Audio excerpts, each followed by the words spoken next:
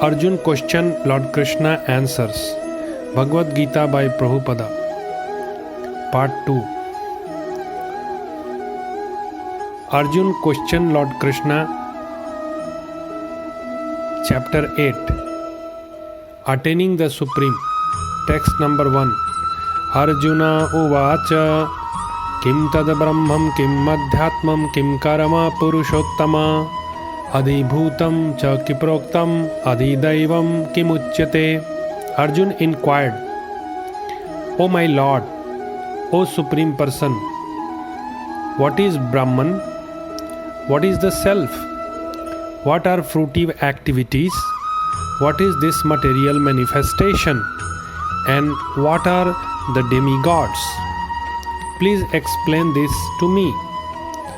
अर्जुन ने कहा, हे भगवान, हे पुरुषोत्तम, ब्रह्म क्या है, आत्मा क्या है, सकाम कर्म क्या है, यह भौतिक जगत क्या है तथा देवता क्या है, कृपा करके यह सब मुझे बताइए। Lord Krishna answer Arjun. Text number 15। भगवान उवाच मामुपेत्य पुनर्जन्म दुःखालय शाश्वतम् नानुप्नुवन्ति महात्मनः संसिद्धिं परमां गतः। The blessed Lord said, after attaining me, the great souls who are yogis in devotion never return to this temporary world which is full of miseries because they have attained the highest perfection. भगवान श्री कृष्ण ने कहा, मुझे प्राप्त करके महापुरुष जो भक्ति योगी है कभी भी दुखों से पूर्ण इस अनित्य जगत में नहीं लौटते, क्योंकि उन्हें परम सिद्धि प्राप्त हो चुकी होती है।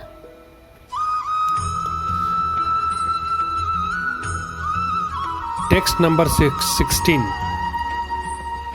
अब्रह्मा भुवन लोका पुनराविर्तिनोऽसो अर्जुन मामुपेत्य तु कौन्तेय पुनर्जन्म न विद्यते।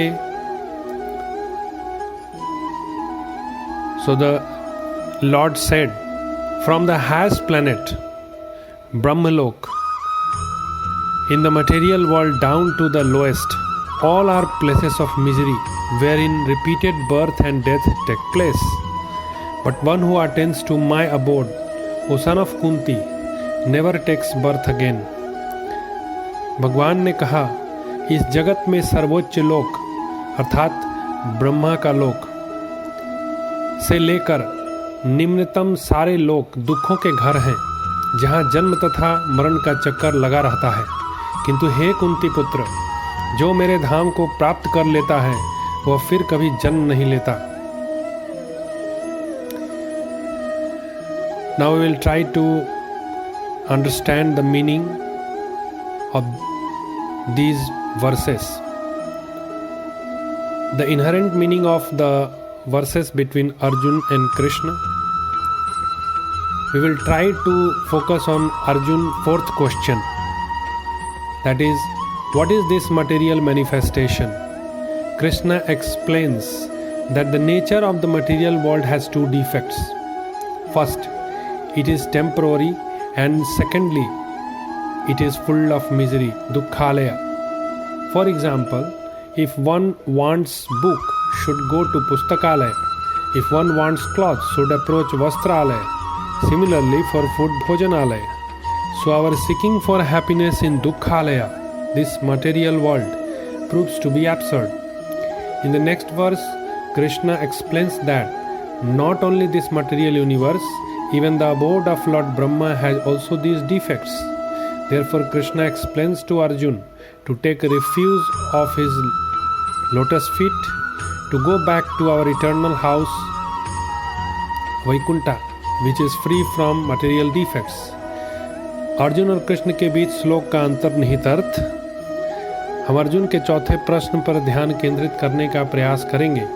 यह भौतिक अभिव्यक्ति क्या है? कृष्ण बताते हैं कि भौतिक संसार की प्रकृति में दो दोष हैं। पहला, यह अस्थायी है, और दूसरा, यह दुखालय से भरा है। उदाहरण के लिए, यदि कोई पुस्तक चाहता है तो पुस्तकालय, यदि कोई कपड़ा चाहता है तो वस्त्रालय से संपर्क करना चाहिए। इसी तरह भोजन के लिए भोजनालय से संपर्क करना चाहिए। तो दुखालय अर्थात यह भौतिक जगत में सुख की हमारी खोज बेतुकी साबित होती है।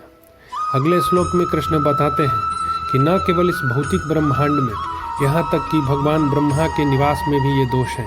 इसलिए कृष्ण अर्जुन को हमारे शाश्वत घर वैकुंठ में वापस जाने के लिए उनके चरण कमलों की शरण लेने के लिए समझाते हैं, जो भौतिक दोषों से मुक्त है। Thanks for watching.